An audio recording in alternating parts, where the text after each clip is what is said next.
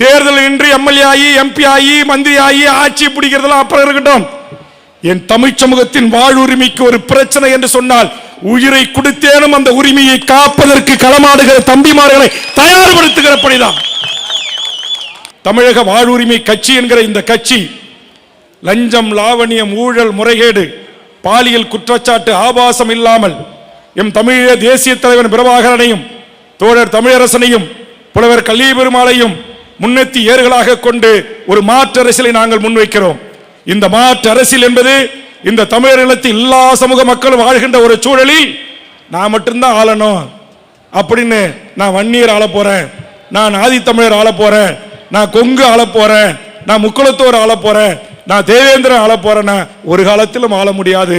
தமிழ்ச்சாதிகள் ஆகிய நாம் அனைவரும் ஒரு குடையின் கீழ் நின்று இந்த மண்ணை ஆள்வதற்காக உருவாக்கப்பட்ட அரசியல் கட்சி தான் தமிழக வாழ்வுரிமை கட்சி.